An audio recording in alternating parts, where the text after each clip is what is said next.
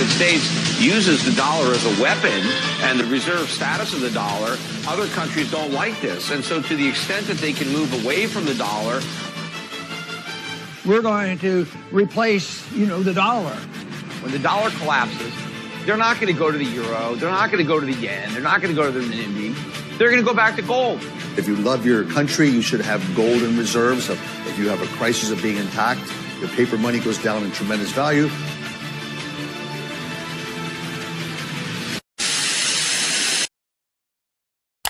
Inappropriate activity.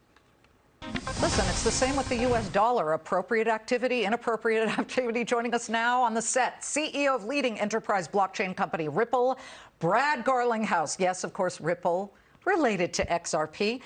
Brad would know a thing or two about this, along with Charlie Gasparino. I know nothing. He knows everything. I know nothing.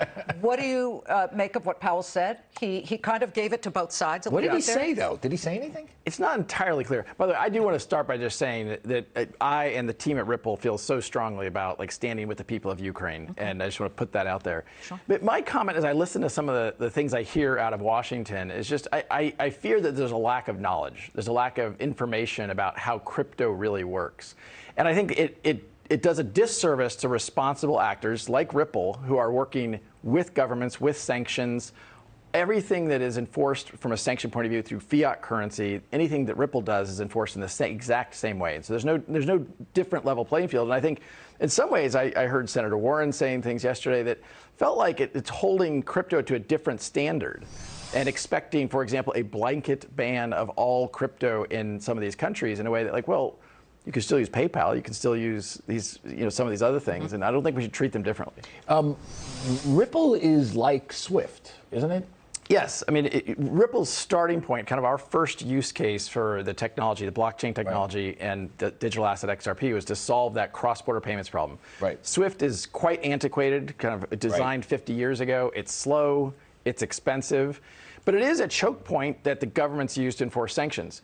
My point is, nothing that Ripple is doing circumvents any of that. So you're following the sanctions exactly? Like, for example, it's like, 8 banks, but a couple can still trade through it theoretically? Correct. The sanctions are applied through what I'll call the choke points, the on-ramps and off-ramps. That's true for Swift, that's true for Ripple. Regardless of what I'll call just the plumbing of how things are moving, the choke points are the endpoints. So I think, when I step back and look at this, I think there is a lack of knowledge. I think people need to understand that crypto isn't this kind of black box. It's kind of back from when it was known as Silk Road. The industry has come a long way. So an oligarch, or let's just say Vladimir Putin, couldn't finance tanks through Bitcoin. Look, one of the things that people don't realize is there's just not enough liquidity. Yeah. Russia used to trade pre-sanctions $50 billion of cross-border kind of transactions per day. Crypto does not have anywhere near that. So, look, in the same way that somebody could be taking wheelbarrows of rubles or the Ukrainian currency across to Poland and things there are ways you could do that, but it's really not significantly dissimilar. Why are they so obsessed with it then? It's so weird. I think it's a kind of clickbait. It's a hot item. I think people. It adds a relevance and excitement around some of these things, but I think people don't understand. Well, we had spoken to Gary Gensler of the Securities and Exchange Commission. I know you saw that interview because we were emailing afterward about it, but he specifically tried to say that he wants to very much focus on what's a security and what is an actual token, a cryptocurrency. I feel like if that's the case and he's holding you to that standard, at some point, he's going to have to go after Ether as well, because Ether and Ethereum are those two very similar paths, just like XRP and Ripple, are they not? Look, I think that's absolutely true. I don't want to comment on what they should or shouldn't do. I think as it relates to Ethereum, my view is it's very clear Ethereum's a currency. It's very clear XRP is a currency.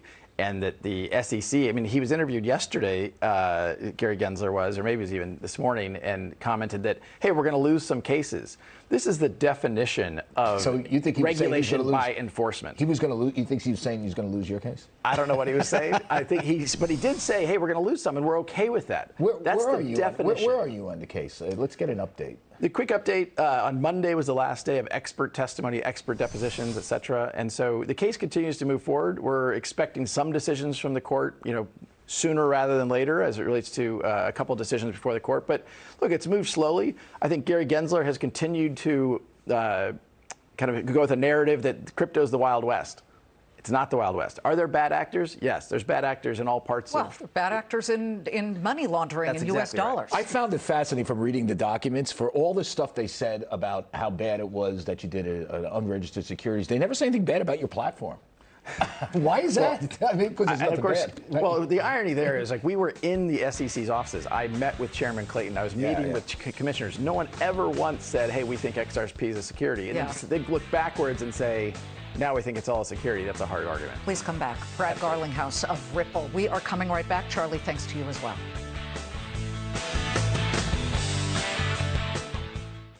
Beat Apartment 2A.